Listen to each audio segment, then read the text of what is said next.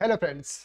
अगर आप ITR 4 file कर रहे हैं तो यह वीडियो आपके लिए बहुत इंपॉर्टेंट है। ITR 4 normally प्रेजेंटिव taxation scheme section 44 AD के लिए फाइल होता है, जिसके अंदर हमारा जो भी सेल्स होता है उसका मिनिमम अगर बैंक से होता है तो 6% और केस से होता है तो 8% मिनिमम आपको प्रॉफिट शो करना होता है।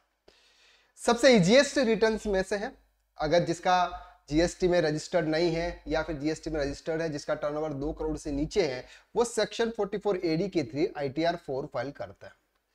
ITR 4 फाइल करते वक्त बहुत सारे प्रोफेशनल एक गलती करते हैं, जिसकी वजह से उनको फ्यूचर में नोटिस आने के बहुत सारे चांसेस हो सकते हैं। वो मिस्टेक क्या है उसको हम समझने की कोशिश करते हैं। नॉर्मली जीएसटी के अंदर रजिस्ट्रेशन की जो लिमिट होती है वो लिमिट है सिर्फ 40 लाख रुपीज। यानी कि अगर आपका 40 लाख रुपीज से ज्यादा का टर्नओवर है तो आपको जीएसटी में रजिस्ट्रेशन कराना जरूरी है, कंपलसरी है। नॉर्मली बहुत सारे लोग जब ITR 4 फाइल करते हैं और ITR 4 में जब सेल्स की डिटेल्स डालने का जो ऑप्शन आता है वहां पर 40 लाख रुपीज से ज्यादा का टर्नओवर शो करते हैं। 40 लाख रुपीज से ज्यादा का टर्नओवर शो करते हैं और उस पर अपना 6% या 8% प्रॉफिट शो करके रिटर्न फाइल कर लेते हैं। आपसे यहां पर ध्यान से समझने की जरूरत है कि जब भी हम जीएसटी के रिटर्न फाइल करें, अगर जीएसटी में रजिस्टर्ड है, या फिर अगर हम इनकम टैक्स के रिटर्न फाइल करें ITR 4 या ITR 3, उससे में हम जो भी सेल्स की डिटेल पुटअप करते हैं वो आपके जीएसटी की सेल्स से मैच होना चाहिए।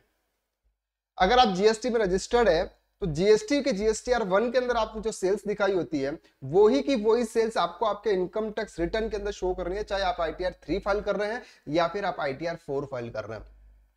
अब यहां पर आपने ITR के अंदर तो इनकम दिखा दी सर 40 लाख से ऊपर, यानी कि 50 लाख रुपीस की इनकम आपने शो कर दी कि हमारा सेल्स 50 लाख रुपीस है, और यहां पे आप जीएसटी में रजिस्टर्ड नहीं है, तो यहां पे सर जीएसटी डिपार्टमेंट की तरफ से आपके ऊपर नोटिस आने के चांसेस बहुत है। कि जीएसटी डिपार्टमेंट बोलेगा भाई साहब आप तो 50 लाख का सेल्स कर रहे हो, आपने अभी तक जीएसटी में रजिस्ट्रेशन क्यों नहीं करवाया? क्योंकि जीएसटी और इनकम टैक्स दोनों मैच है, दोनों एक दूसरे से जुड़े हुए हैं। अगर आप 26AS में चेक करते हैं तो 26AS में अगर आप जीएसटी में रजिस्टर्ड है तो वहां पर जीएसटी का सेल्स आपको वहां पर बताया जाता है कि आपका जीएसटी का सेल्स GSTR 1 के हिसाब से आपका इतना था। ये आपके 26AS में होता है। अब 26AS normally income tax return का लिए होता है कि वहां पर आपका जिसका भी जितना भी टीडीएस डिडक्ट हुआ वो डिटेल्स आपको वहां पर आती है, यानी कि इनकम टैक्स डिपार्टमेंट को ये मालूम होता है कि जीएसटी के अंदर आपने इतना सेल्स दिखाया है। लेकिन यहां पर आप जीएसटी ITR 4 फाइल कर रहे हैं, आप ITR 4 फाइल कर रहे हैं और ITR 4 में आप 50 लाख का सेल्स दिखा रहे हैं, 60 लाख का सेल्स है। बहुत सारे प्रोफेशनल्स हैं जिसके हमने रिटर्न देखे हैं तो उसमें 50 लाख का सेल्स उन्होंने ITR 4 के अंदर दिखाया है और जीएसटी का नोटिस उनके ऊपर आया है। अब वो हमको सर बोल रहे हैं कि सर इस नोटिस का रिप्लाई कैसे करना है। तो आपको ये चीज ध्यान रखनी है कि जब भी आप ITR 4 फाइल करें हैं विदाउट जीएसटी रजिस्टर्ड पर्सन का, यानी कि अनरजिस्टर्ड पर्सन का, अगर आप ITR 4 फाइल करें तो टर्नओवर सर 39 लाख रुपीज से बिलो ही शो करें। 39 लाख रुपीज से बिलो ही टर्नओवर्स यानी कि सेल्स शो करें, तब आप ITR 4 फाइल करें। अदरवाइज सर अगर आपने ज्यादा टर्नओवर दिखाया ITR 4 के अंदर तो आपको प्रॉब्लम्स हो सकती है जीएसटी डिपार्टमेंट की तरफ से। 101% सर आप पे नोटिस आने के चांसेस है। आई होप कि आपको इस वीडियो के अंदर हमने जो कुछ भी बताया वो आपको इजीली क्लियर हो गया।